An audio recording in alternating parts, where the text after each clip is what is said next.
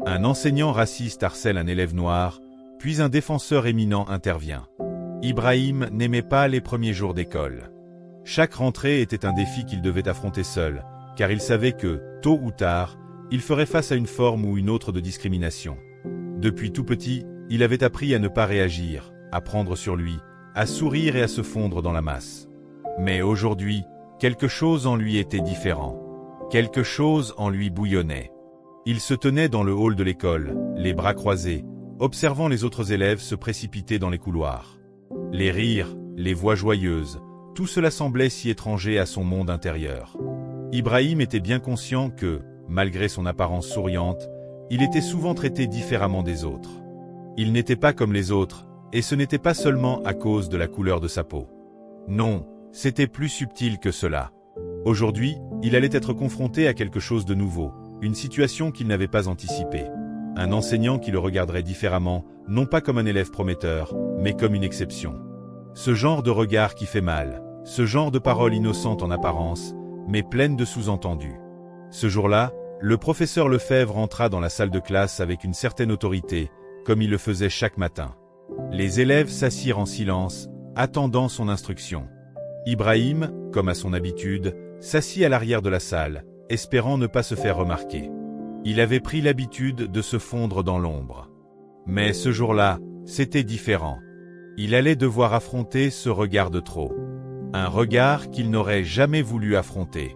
Le professeur Lefebvre, d'un ton sec, commença la leçon. « Bon, tout le monde, aujourd'hui nous allons revoir la géographie des régions de France. Ibrahim, peux-tu nous dire quelles sont les caractéristiques principales de la région de Provence-Alpes-Côte d'Azur » Ibrahim leva la main avec une certaine hésitation, cherchant dans sa mémoire les informations qu'il avait révisées. Mais avant qu'il n'ait eu le temps de répondre, le professeur l'interrompit brusquement. « Oh, vous avez probablement appris ça dans un autre livre, mais allons, voyons si vous êtes capable de le dire clairement. » Les autres élèves, silencieux mais attentifs, regardaient Ibrahim.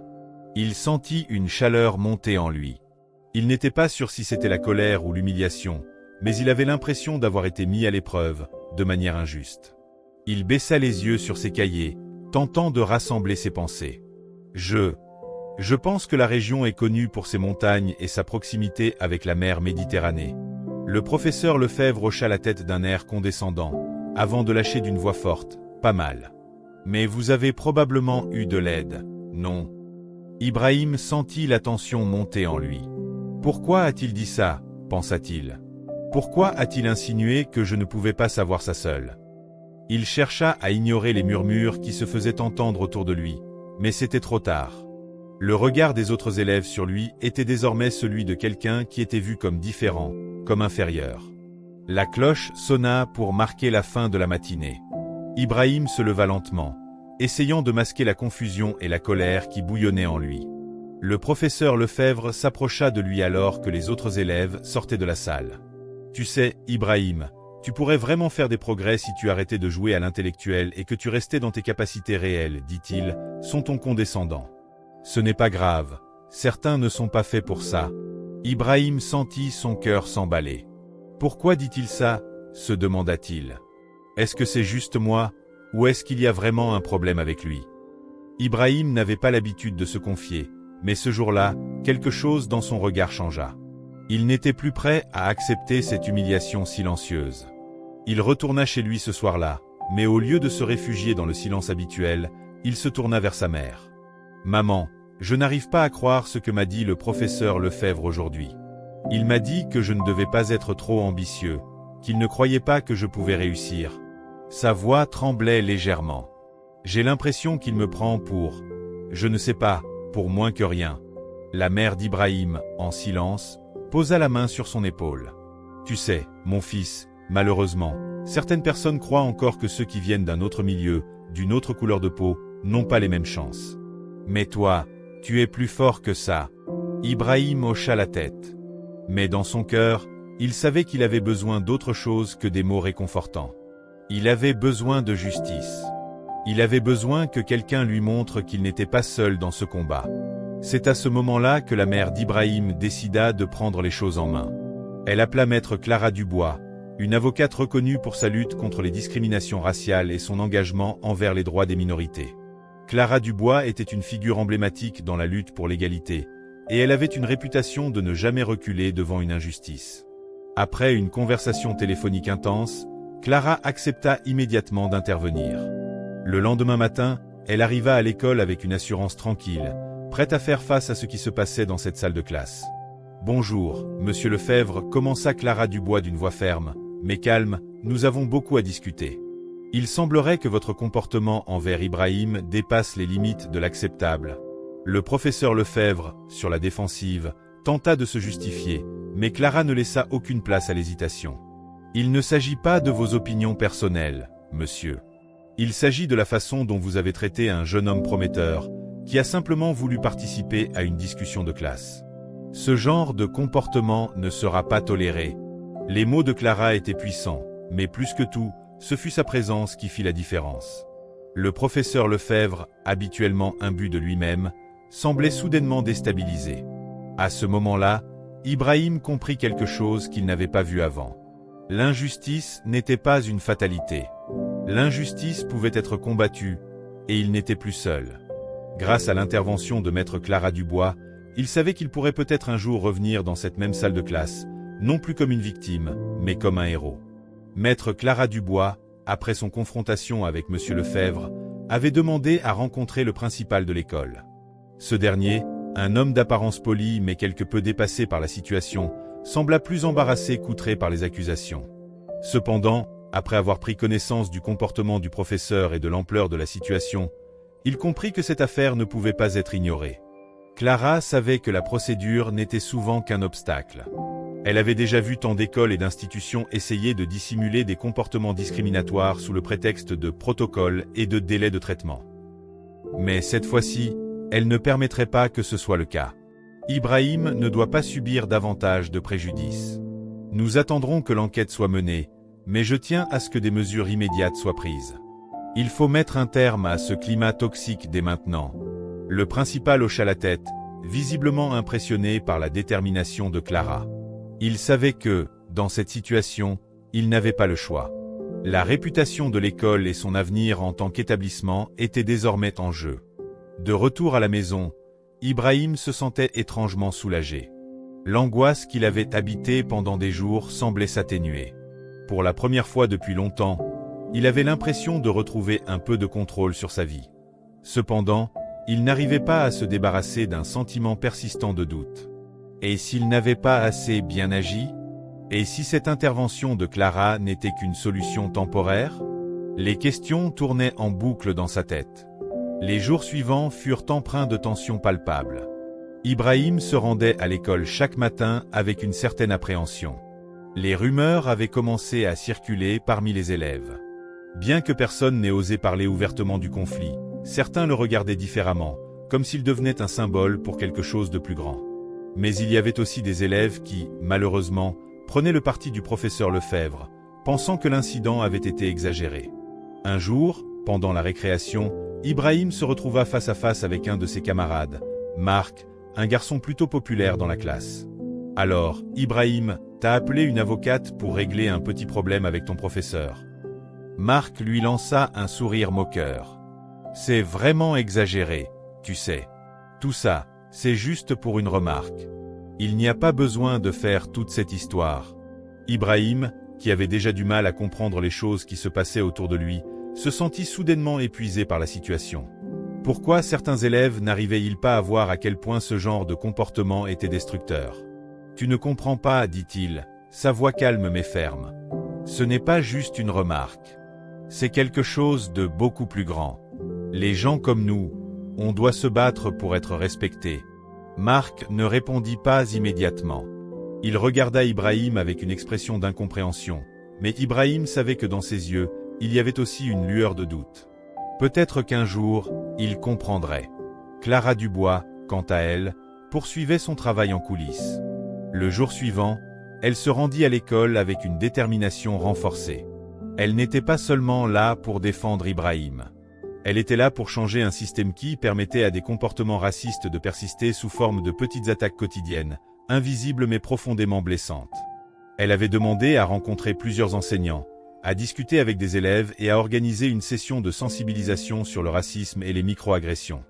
Elle savait que l'enjeu ne se limitait pas à l'affaire d'Ibrahim. Il fallait faire prendre conscience de l'ampleur de la situation à toute l'école.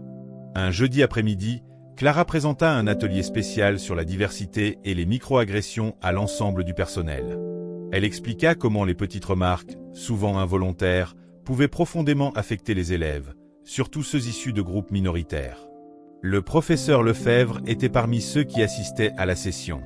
Au début, il semblait désintéressé, voire condescendant. Mais au fur et à mesure que Clara expliquait les effets de ses comportements sur les élèves, il commença à se figer. La prise de conscience était lente, mais elle s'installait peu à peu. Il n'y a rien de plus subtil que le racisme, parfois, dit Clara. Il ne se manifeste pas seulement par des insultes. Il peut s'agir d'une attitude, d'une parole prononcée sans y penser, d'un regard un peu trop appuyé. Mais pour ceux qui le subissent, c'est dévastateur. Le professeur Lefebvre détourna les yeux, semblant comprendre enfin la gravité de ses actes. Mais ce n'était pas encore suffisant. Clara savait que l'école devait aller plus loin que de simples excuses ou formations. Elle avait l'intention de s'assurer que les changements qui suivraient ne seraient pas temporaires. Le lendemain, le principal convoqua une réunion avec Ibrahim, ses parents, Clara et l'ensemble du corps enseignant. Cette réunion marqua un tournant dans l'histoire d'Ibrahim. Ce qu'il avait vécu jusqu'à présent n'était pas un simple malentendu. C'était une question de justice, d'égalité et de dignité. Il est évident qu'il y a eu une faute de conduite de la part de M. Lefebvre, dit le principal d'une voix ferme. Nous avons pris la décision de suspendre temporairement ce professeur. Une enquête est en cours. Clara, debout à côté d'Ibrahim, se tourna vers le principal. Ce n'est qu'une première étape. Ce que nous avons besoin de voir maintenant, c'est que cette école se transforme. Il ne s'agit pas d'une simple sanction, mais d'une véritable prise de conscience collective. Nous avons tous un rôle à jouer dans la lutte contre le racisme. Ibrahim, pour la première fois, se sentit entendu. Pour la première fois, il réalisa que l'histoire de son professeur ne se résumait pas simplement à lui, mais à quelque chose de bien plus grand. Un combat contre un système éducatif qui, trop souvent, laissait de côté les élèves comme lui. Le temps passa, et bien que les changements dans l'école prenaient du temps, une nouvelle dynamique s'installa. Les élèves étaient plus conscients de leurs paroles, et le professeur Lefebvre, bien qu'il n'ait pas été complètement réhabilité, commença à montrer des signes de regret et d'introspection. Il participa même à des formations sur la gestion de la diversité dans l'enseignement. Ibrahim, lui, se sentit plus fort, plus confiant. L'épreuve qu'il avait traversée avait fait naître en lui une détermination qu'il n'avait jamais connue auparavant. Il savait maintenant que même lorsqu'il se retrouverait face à des injustices à l'avenir, il saurait qu'il y avait toujours un moyen de lutter. Ce n'était pas facile, mais il savait qu'il n'était plus seul. Les jours qui suivirent la suspension temporaire de M. Lefebvre, une atmosphère nouvelle s'installa dans l'école. Il y avait une tension palpable, mais aussi un changement discret qui s'opérait sous la surface. Les élèves, autrefois indifférents ou carrément complices, semblaient commencer à prendre conscience de l'impact de leurs mots et de leurs actions. Cependant, il restait encore beaucoup à faire. Un simple changement dans le comportement d'un professeur ne suffisait pas à renverser des années de micro-agressions et de préjugés accumulés au fil du temps. Clara Dubois, bien qu'elle ait obtenu une première victoire pour Ibrahim, savait que la route serait longue. Elle continua de travailler en coulisses, consultant des experts, rencontrant des psychologues scolaires et des éducateurs spécialisés dans la lutte contre les discriminations. Elle voulait faire de l'école un lieu sûr pour tous les élèves, et pas seulement une école où les injustices étaient reconnues après coup. Un mercredi après-midi, Ibrahim se retrouva dans une réunion où Clara était présente. La mère d'Ibrahim avait insisté pour que son fils prenne part à une session spéciale pour les élèves afin de démystifier les stéréotypes raciaux et discuter des défis spécifiques auxquels il faisait face en tant que jeune homme noir dans un système éducatif souvent inégalitaire. La session, animée par un groupe d'intervenants spécialisés, commença par une question simple. Qui ici a déjà été victime de discrimination ou d'injustice à l'école? Ibrahim leva lentement la main. Il n'était pas sûr de ce qu'il ressentait à ce moment-là. Était-ce de l'angoisse? De la tristesse? Ou de la colère? Peut-être un mélange des trois. Mais au fur et à mesure que les autres élèves levèrent la main à leur tour, il se rendit compte qu'il n'était pas seul. D'autres élèves, d'autres jeunes, ressentaient la même chose que lui. Ils avaient vécu des expériences similaires, certaines plus évidentes, d'autres plus insidieuses. Le modérateur de la session, une jeune femme noire, prit un moment pour observer l'assemblée avant de dire « Il n'y a pas de honte à lever la main. Ce n'est pas de votre faute. Ce qui est important, c'est de reconnaître ces injustices et de chercher des moyens de les combattre. » Les élèves, pour la première fois, se mirent à parler ouvertement.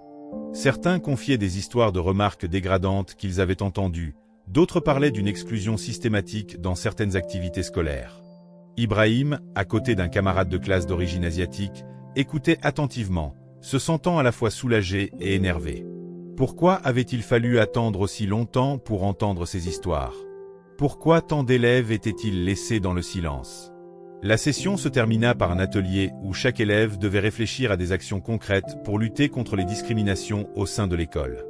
Ibrahim, après avoir écouté les idées des autres, proposa une journée de sensibilisation où les élèves pourraient partager leurs expériences personnelles et discuter de l'impact du racisme dans leur vie. « Nous devons nous soutenir les uns les autres », expliqua Ibrahim d'une voix calme mais pleine de détermination.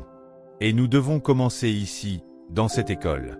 Si chacun de nous fait un petit geste, ça peut avoir un grand impact. » Clara Dubois, présente dans la salle, observa Ibrahim avec une lueur de fierté dans les yeux. Il avait changé. Il était passé d'un jeune homme qui supportait des injustices à un acteur de changement dans sa communauté.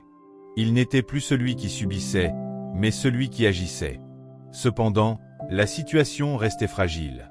Si l'école faisait des efforts pour améliorer les choses, des obstacles demeuraient. Un groupe d'élèves, sous l'influence de certains parents conservateurs, avait commencé à minimiser la gravité des problèmes soulevés par Ibrahim et ses camarades. Ils considéraient la sensibilisation comme un détournement et s'opposaient à l'idée que des programmes éducatifs traitant de la diversité et du racisme aient une place dans le programme scolaire. Un vendredi matin, Ibrahim entendit des chuchotements derrière lui alors qu'il entrait en classe. Encore une autre journée de sensibilisation à la diversité. On va se faire laver le cerveau avec ces trucs. L'un des élèves, un garçon nommé Hugo, était particulièrement vocal contre ce qu'il considérait comme une forme de culture de l'excuse. « Vous vous sentez tous victimes, hein ?» ajouta-t-il avec un sourire moqueur. « Mais qui va nous défendre nous, hein? Nous les vrais Français ?» Ces paroles, chargées de haine et de dénigrement, résonnèrent dans la pièce, et un silence tendu suivit. Ibrahim sentit une nouvelle colère monter en lui. Ce garçon, comme tant d'autres, ne comprenait rien à ce qu'il vivait. Mais au lieu de se laisser emporter, Ibrahim prit une grande inspiration et se tourna vers Hugo. « Ce n'est pas une question de nationalité. C'est une question de respect. Vous ne pouvez pas comprendre tant que vous n'êtes pas prêt à écouter, dit-il fermement. » Les autres élèves, impressionnés par la réponse calme et raisonnée d'Ibrahim, commencèrent à se tourner vers lui. Certains hochèrent la tête, d'autres semblaient réfléchir à ce qu'il venait de dire. Pour la première fois, Ibrahim ressentait que ces mots pouvaient avoir du poids, qu'ils pouvaient changer les mentalités, une personne à la fois. Ce jour-là, après la classe, Clara Dubois prit Ibrahim à part. « Je suis fière de toi, lui dit-elle. Tu as fait preuve d'un courage incroyable. Ce n'est pas facile de parler contre l'intolérance. Mais tu vois, c'est à travers ces moments que nous changeons les choses. » Ibrahim sourit, mais il savait que le chemin était encore long. Le racisme ne disparaîtrait pas du jour au lendemain. Mais il n'était plus seul. Il y avait maintenant une communauté derrière lui, prête à se battre pour la justice. Il y avait maintenant un mouvement en marche. Au fil des mois qui suivirent, la situation à l'école d'Ibrahim commença lentement à se transformer. Grâce à l'engagement de Clara Dubois et à la persévérance d'Ibrahim, des programmes de diversité furent intégrés dans les cours. Les enseignants reçurent une formation continue sur la gestion des discriminations en classe et l'importance de l'inclusivité. Ibrahim lui-même, avec l'aide de ses camarades, mit en place un club scolaire consacré à la sensibilisation à la lutte contre le racisme. Un matin, plusieurs mois après les événements qui avaient changé sa vie, Ibrahim entra dans la classe, plus confiant que jamais. Le professeur Lefebvre était de retour après sa suspension, mais il semblait plus réservé, peut-être même plus respectueux. Il n'avait pas encore appris à être un modèle, mais il avait changé. Et ce changement, bien que timide, marquait une victoire pour Ibrahim et pour tous ceux qui avaient lutté à ses côtés. Quelques mois après les événements dramatiques qui avaient bouleversé sa vie, Ibrahim se tenait dans l'entrée de l'école, regardant autour de lui d'un œil différent. Le vent frais du matin soufflait doucement, emportant avec lui une sensation de renouveau. Tout semblait plus lumineux, plus accueillant. L'école avait été transformée de manière subtile, mais tangible. Les choses avaient changé. Au-delà des formations continues et des discussions en classe, il y avait quelque chose de plus profond qui se produisait. Les élèves, autrefois réticents à admettre leurs préjugés, commençaient à comprendre que l'injustice, aussi invisible soit-elle, n'avait pas sa place. Ibrahim, bien que toujours en quête de justice, sentait une paix intérieure qu'il n'avait pas connue auparavant. Il n'était plus l'enfant qui était constamment dans l'ombre de la honte ou du silence. Il avait pris la parole, et cette prise de parole, bien qu'elle ne résolvait pas tous les problèmes, avait allumé une petite lueur d'espoir dans une institution qui en avait désespérément besoin. Un jour, après une longue journée, alors qu'Ibrahim se rendait à son casier pour récupérer ses affaires, il aperçut une silhouette familière se dirigeant vers lui. C'était le professeur Lefebvre, qui, contrairement à d'habitude, semblait moins sûr de lui, moins autoritaire. « Ibrahim, commença-t-il, la voix légèrement tremblante, je tiens à m'excuser pour tout ce qui s'est passé. Je sais que mes actions ont eu un impact profond sur toi, et je regrette de ne pas avoir agi différemment. J'ai appris beaucoup de choses ces derniers mois. » Ibrahim, bien que surpris par cette excuse, resta silencieux pendant un moment. La rage qu'il avait ressentie lorsqu'il avait été victime d'humiliation semblait désormais s'être atténuée, mais ce n'était pas pour autant que tout était pardonné. « Je ne sais pas si je peux tout accepter d'un coup, » répondit Ibrahim lentement, « mais je vous remercie de dire ces mots. Il est important que vous compreniez ce que vous avez fait. Ce que vous avez dit, ce n'était pas juste un incident. Ça a touché ma dignité. » Le professeur Lefebvre baissa les yeux, une expression de culpabilité marquant son visage. « Je comprends, dit-il après une pause. Et je vous promets que je ferai tout ce qui est en mon pouvoir pour ne plus jamais laisser cela se reproduire. » Ibrahim hocha la tête. Il n'avait pas encore toute la confiance nécessaire pour croire pleinement aux paroles du professeur, mais il comprenait que la réconciliation ne se faisait pas en un jour. Ce n'était pas un processus linéaire, mais un chemin qui nécessitait des efforts continus, de part et d'autre. « Merci, ajouta-t-il, puis il s'éloigna sans un autre mot.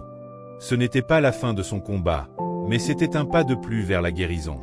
Le mois suivant, un événement marqua un tournant dans la vie d'Ibrahim.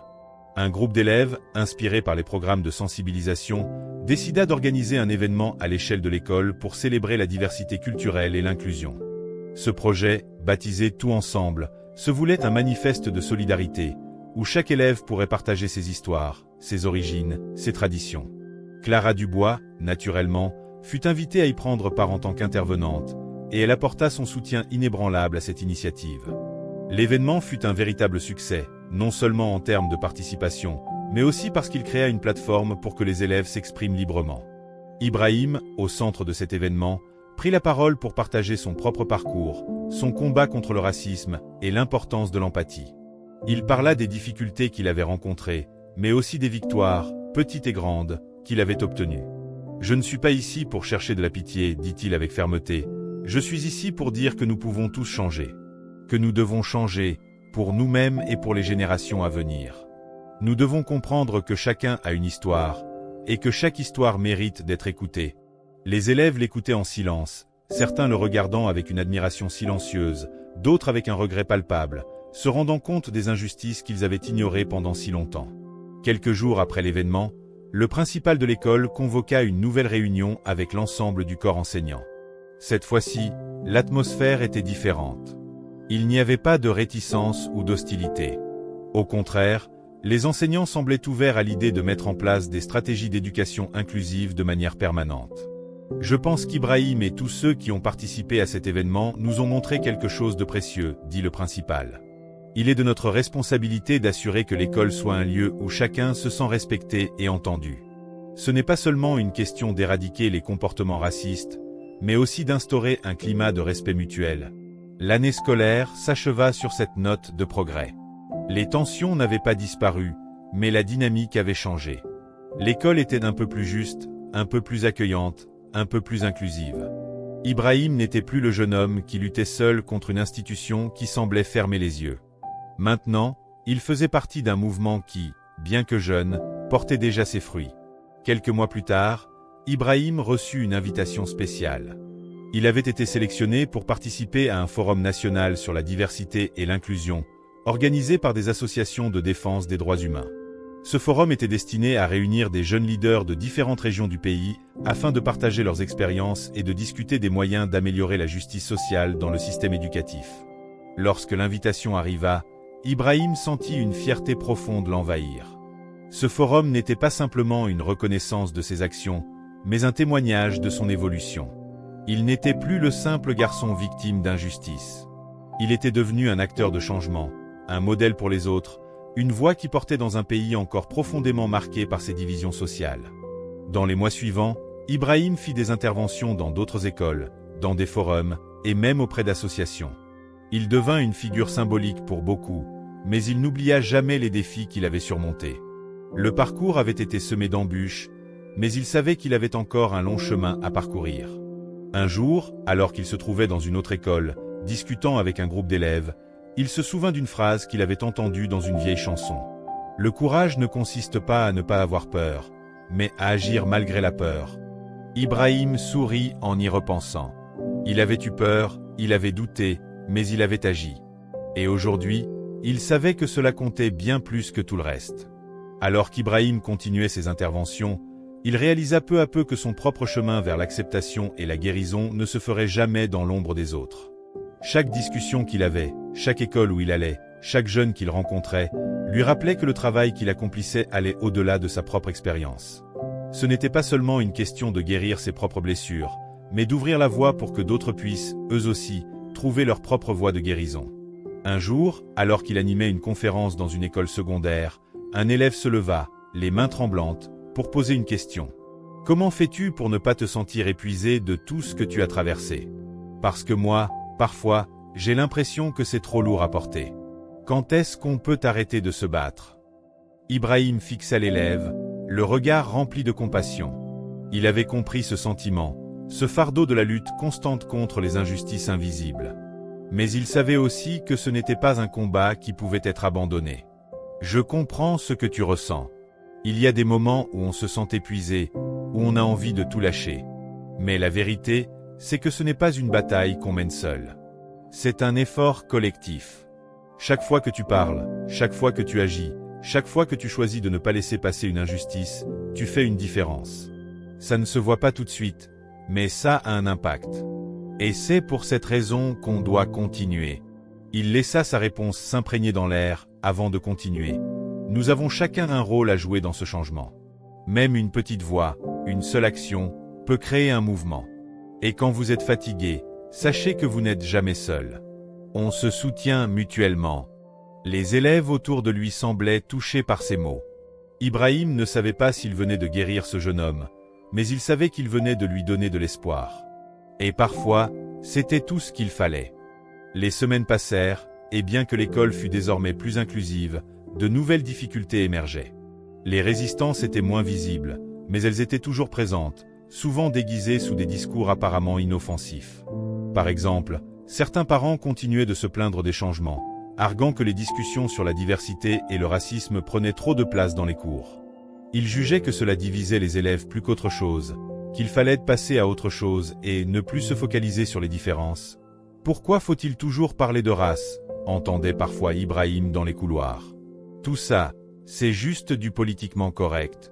Ces remarques le troublaient parfois, mais il avait appris à ne plus y répondre par la colère. Il savait que la vérité résidait dans l'action, dans la poursuite constante de ce qu'il croyait être juste. Clara Dubois, toujours aussi impliquée, avait organisé une réunion spéciale avec le corps enseignant et les parents pour discuter des programmes de diversité. Une fois de plus, Ibrahim était invité à prendre la parole. Cette fois, il n'était plus seulement un témoignage vivant des injustices, il était devenu un leader. Lors de la réunion, il écouta les inquiétudes des parents, puis il se leva pour parler. « Je comprends que ça peut être difficile. C'est plus facile de rester dans ce qu'on connaît, de se conforter dans ce qu'on croit être vrai. Mais parfois, il faut avoir le courage de remettre en question nos propres convictions, de faire face à nos préjugés et de les laisser évoluer. » Il marqua une pause, regardant les parents et les enseignants dans les yeux. Ce n'est pas une question de blâmer qui que ce soit. Ce n'est pas une attaque contre les valeurs d'une famille ou d'une culture. C'est une question de respect. Il est essentiel que nous vivions dans un environnement où tout le monde peut se sentir respecté. Ce n'est pas juste pour quelques-uns, c'est pour tous. Les paroles d'Ibrahim résonnèrent dans la salle. Cette fois, il n'était pas simplement un garçon qui racontait son histoire. Il était devenu un porte-parole des valeurs qu'il défendait. Il inspirait les autres à penser différemment, à agir différemment. Le principal, voyant l'impact de cette réunion, décida de faire un pas supplémentaire. Il proposa que l'école organise une semaine de la diversité, où chaque élève, chaque professeur et chaque membre du personnel pourrait participer à des ateliers, des conférences et des discussions. Ce serait l'occasion de renforcer la culture de respect et d'inclusion. Ibrahim et Clara travaillaient ensemble sur l'organisation de cet événement.